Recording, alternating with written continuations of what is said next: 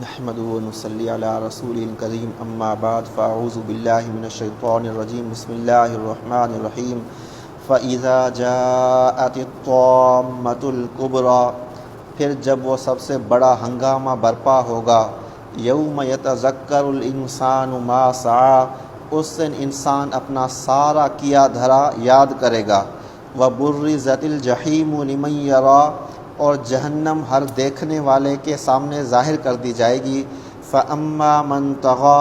پھر جو سرکشی کرتا رہا، وَآثَرَ الْحَیَاةَ الدُّنْیَا، اور دنیا کی زندگی کو مقدم رکھا، ترجیح دی، فَإِنَّ الْجَحِیمَ هِیَ الْمَأْوَى، تو جہنم ہی اس کا ٹھکانہ ہوگی، وَأَمَّا مَنْ خَافَ مَقَامَ رَبِّهِ وَنَهَى النَّفْسَ عَنِ الْهَوَىٰ، اور جو کوئی اپنے رب کے سامنے کھڑا ہونے سے ڈرتا رہا اور اپنے نفس کو بری خواہشات سے روکا، فَإِنَّ الْجَنَّةَ هِیَ الْمَأْوَىٰ، تو جنت ہی اس کا ٹھکانہ ہوگی، يَسْأَلُونَكَ عَنِ السَّاعَةِ أَيَّانَ مُرْسَاهَا، یہ لوگ آپ سے پوچھتے ہیں کہ وہ قیامت کی گھڑی کب قائم ہوگی، فِيمَ أَنْتَ مِنْ ذِكْرَاهَا، اس بات کو بیان کرنے کا آپ کا کیا کام، اِلَىٰ رَبِّكَ مُنْتَهَاهَا، اس کا علم تو تمہارے رب پر ہی ختم ہے، اِنَّمَا أَنْتَ مُنْذِرُ مَنْ يَخْشَاهَا، آپ تو اسی کو خبردار کرنے والے ہو جو ڈرتا ہو اس سے، كَأَنَّهُمْ يَوْمَ يَرَوْنَهَا لَمْ يَلْبَثُوا إِلَّا عَشِيَّةً أَوْ ضُحَاهَا، جب یہ لوگ اس دن کو دیکھیں گے تو انہیں یہ معلوم ہوگا کہ جو قبر کی زندگی یا دنیا میں جو زندگی گزار کر آئیں وہ انہیں ایسے معلوم ہوگی گویا کہ وہ ایک شام ہو یا ایک صبح ہو۔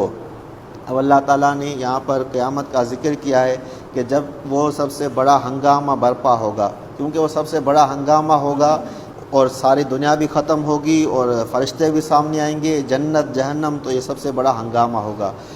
اس دن کیا ہوگا پھر، یوم یتذکر الانسان ما سعی، اب کیونکہ جو کچھ انسان کر کے آیا نا اس کی حقیقی سزا اور جزا ہے، اس لیے انسان وہ سب کچھ یاد کرے گا جو کچھ وہ دنیا میں کر کے آیا ہے، یوم یتذکر الانسان ما سعی، جو کچھ اس نے کیا ہے، جو کچھ کوشش کی، جو کچھ اعمال کیے، سب کو یاد کرے گا، لیکن اس دن یاد کرنے کا یا نصیحت لینے کا کوئی فائدہ نہیں ہوگا۔ وَبُرِّزَتِ الْجَحِیمُ لِمَن یَرَىٰ، اب کیا ہوگا، جہنم بھی سامنے ظاہر کر دی جائے گی، فَأَمَّا مَن طَغَىٰ وَآثَرَ الْحَیَاةَ الدُّنْیَا، دو برائیاں بیان کی گئی ہیں انسان کی، جس کے اندر میں دو برائیاں ہوگی تو اس کا ٹھکانہ جہنم ہوگا، کیا، فَإِنَّ الْجَحِیمَ هِیَ الْمَأْوَىٰ، جہنم اس کا ٹھکانہ ہوگا۔ دو برائیاں کون سی ہیں، جس نے سرکشی اختیار کی، یعنی اللہ اور اللہ کے رسول کے احکامات کی پابندی نہیں کی اور دنیا کو مقدم رکھا آخرت پر۔ دنیا کو مقدم رکھنے کا کیا مطلب ہے، یعنی آپ ایسا کام کریں جس کی وجہ سے دنیا میں تو آپ کو لذت ملے، لیکن وہ کام کرنے کی وجہ سے آپ کے لیے آپ عذاب کے مستحق بن جاتے ہو۔ مثال کے طور پر آپ کسی کو قتل کر رہے ہیں کہ میں اس کو قتل کر لوں اور پھر اس کی ساری زمین جائیداد ہڑپ لوں،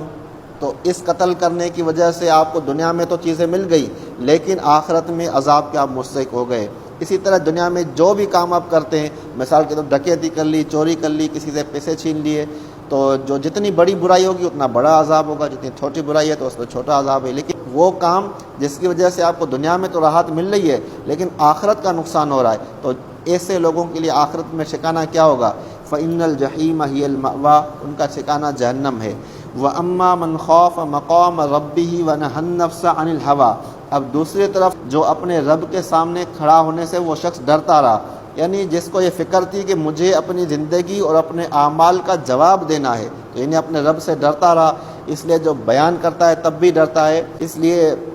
مفتی تقی عثمانی صاحب فرما رہے تھے کہ بھائی آپ جب بھی کوئی بات لکھو یا کہو تو یہ سوچو کہ اس بات کو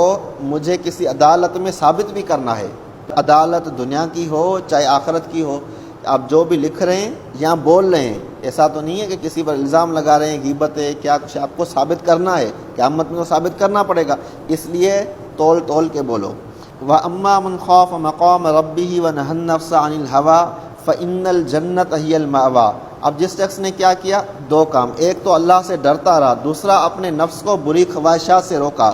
بری خواہشات سے روکنے کا کیا مطلب ہے، نمبر ایک وہ اپنا عقیدہ بھی درست کرے، یعنی ایسا نہ ہو کہ کسی دوسرے مذہب میں دوسرے عقیدے میں اس کو لالچ ملے اور وہاں چلا جائے۔ دوسرا کام کیا کرنا ہے کہ جتنے گناہ کے کام ہیں انسان کو چھوڑے، اگر گناہ ہو جائے تو فوراً توبہ کر لے، تیسرا کام یہ ہے کہ انسان اپنے نفس کو برائیوں سے روک کے ذکر میں، تلاوت میں، مجاہدوں میں لگا کے اس کو راضی کرے نیک اعمال پر، تو پھر انسان کو نماز پڑھے بغیر چین ہی نہ آئے، اس طرح کا نفس بنا لے۔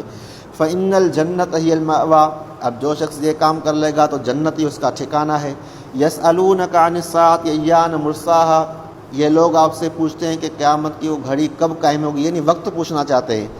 تو آپ صلی اللہ علیہ وسلم خواہش مند تھے کہ میں ان کو جواب دوں، تو اللہ کہتا ہے نہیں، یہ آپ کا کام نہیں ہے۔ فِيمَ أَنْتَ مِنْ ذِكْرَاهَا، اس کے ذکر سے آپ کا کیا کام، یعنی آپ کا یہ کام نہیں ہے، کیونکہ نہ ہی اللہ تعالیٰ نے حضور صلی اللہ علیہ وسلم کو بتایا، نہ کسی اور کو بتایا ہے۔ قیامت کا وقت اللہ نے مخفی رکھا ہے، اس میں اللہ کی کوئی حکمت ہے۔ إِلَىٰ رَبِّكَ مُنْتَهَاهَا، اس کی انتہا یعنی اس کا جو علم ہے وہ بس اللہ ہی کے پاس ہے، کب وقت ہے کیا ہے صرف اللہ کو ہی معلوم ہے۔ انما انت منذر من یخشاها، آپ تو اسی کو خبردار کرنے والے ہو جو اس سے ڈرے، یعنی قیامت کے جو منظر ہے اس سے ڈرے کہ میرا انجام کیا ہوگا، آپ اسی کو خبردار کرنے والے ہو۔ اسی کو خبردار کرنے والے ہو کا مطلب ہے کہ خبردار تو آپ سب کو کریں گے، ڈرائیں تو آپ سب کو، لیکن اس ڈر سے فائدہ کون لے گا؟